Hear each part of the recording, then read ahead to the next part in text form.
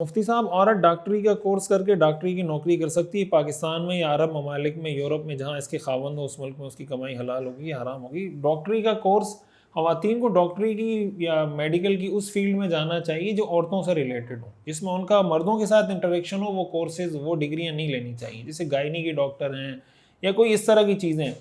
جو عورتوں کی اسپیشلسٹ ہوتی ہیں، عورتوں کے امراض کی، تو اس میں ان کو ضرور داخلہ لینا چاہیے، لیکن شریعت کے تقاضوں کو سامنے رکھ کر، پردے کا اہتمام کر کے، اور حتی الامکان اپنے آپ کو نامحرم لوگوں سے گپ شپ کرنا وغیرہ وغیرہ ان چیزوں سے بچا کر، تو اگر حلال طریقے سے کرے اور محرم اس کے ساتھ موجود ہے، کہیں وہ جا رہی ہے، تو بالکل اس کی کمائی بھی حلال ہے، سفر کرنا بھی جائز ہے۔ ہمارے ہاں تو ایسی عجیب چیزیں سامنے آ رہی ہوتی ہیں کہ عورت اکیلی جا رہی ہے، انگلینڈ جا رہی ہے، دبئی جا رہی ہے، فلاں ملک جا رہی ہے جاب کرنے کے لیے، نہ اس کے پاس شوہر ہے، نہ بھائی ہے، نہ کچھ ہے۔ یہ طرز عمل اسلام میں بالکل ناجائز ہے، اس کی کوئی اجازت ہی نہیں ہے اسلام میں۔ مفتی صاحب، کیا بیت المقدس کی طرف پاؤں کر کے سونا ٹھیک ہے؟ ہاں ٹھیک ہے، اس میں حرج کی بات نہیں ہے۔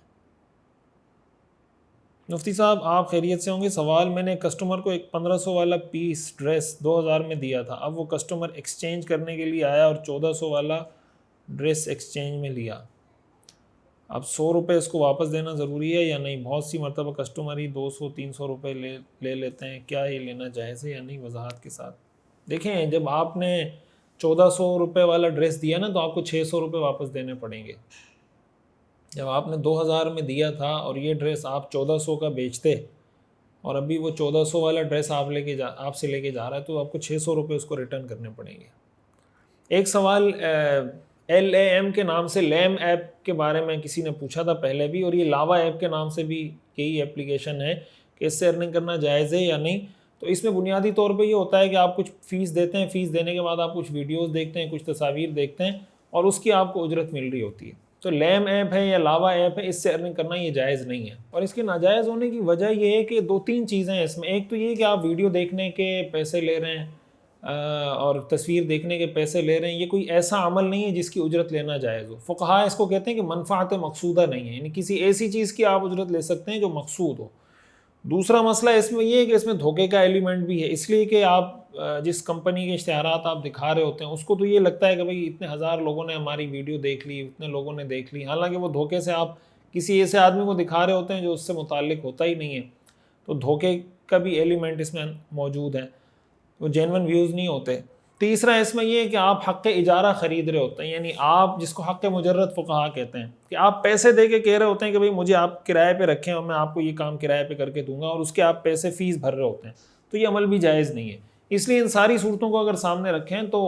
لیم ایپ ہے یا لاوا ایپ ہے یا اس طرح کی جو بھی اپلیکیشن جس میں یہ نیچر ہو کام کرنے کی، تو اس سے ارننگ کرنا جائز۔ اچھا، یہ ایک سوال کسی نے کیا ہے کہ حدیث میں ہے صحابہ کو جنگ میں تیر لگا اور خون نکل رہا تھا، اور اسی حالت میں صحابہ کرام نے نماز پڑھی،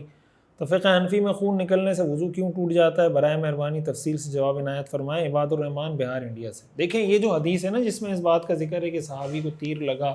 اور خون نکل رہا تھا اور وہ نماز اپنی جاری رکھے ہوئے تھے، یہ حدیث بہت ضعیف ہے، یعنی اس درجے ضعیف ہے کہ اس سے اس طرح کے فقہی مسئلے میں استدلال نہیں کیا جا سکتا۔ اس کے اندر ایک راوی ہے عقیل، وہ مجہول ہیں، دوسرے اس میں راوی ہیں محمد بن اسحاق، یہ مختلف فی ہیں، اور دوسری بات یہ کہ یہ جو عمل ہے ایک صحابی رسول کا ایک عمل ہے، ذاتی عمل ہے۔ رسول اللہ صلی اللہ علیہ وسلم نے خون کے نکلنے کی حالت میں نماز پڑھنے کا حکم نہیں دیا، یعنی آپ صلی اللہ علیہ وسلم کا یہ طرز عمل نہیں ہے، نہ آپ نے صحابہ کو اس چیز کا حکم دیا ہے، تو اس لیے وہ ان کی یہ رائے تھی، وہ یہ سمجھتے ہوں گے کہ بھائی اس سے نماز پڑھنا اس میں ٹھیک ہے، تو وہ پڑھ رہے تھے۔ اور اس کے اندر ایک تیسرا احتمال یہ بھی ہے کہ اس صحابی کو اس مسئلے کا علم نہ ہو سکتا ہے بعد میں اگر علم ہوا ہو اور انہوں نے اس سے رجوع کر لیا ہو، لیکن بہرحال جس درجے کی یہ ضعیف حدیث ہے تو اس سے استدلال نہیں کیا جا سکتا۔ وجہ اس کی یہ ہے کہ جن احادیث سے فقہاء احناف استدلال کرتے ہیں نا وضو کے ٹوٹنے پر، وہ بہت مضبوط ہیں کہ جسم سے نجاست کا نکلنا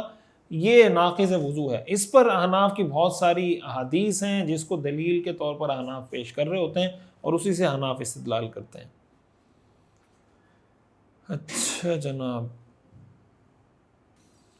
اچھا یہ سدیس نام کے حوالے سے سوال ہے، مفتی صاحب لڑکے کا نام محمد سدیس اور لڑکی کا نام رقیبہ بی بی رکھنا کیسا ہے؟ رہنمائی فرمائیں۔ سدیس نام رکھنے لفظی مطلب تو اس کا یہ کہ چھٹا حصہ، چھوٹا چھٹا حصہ، تو اور صحابی کا نام بھی ہے، تو صحابی کا نام ہے تو رکھنے میں کوئی حرج کی بات نہیں ہے، ٹھیک ہے یہ.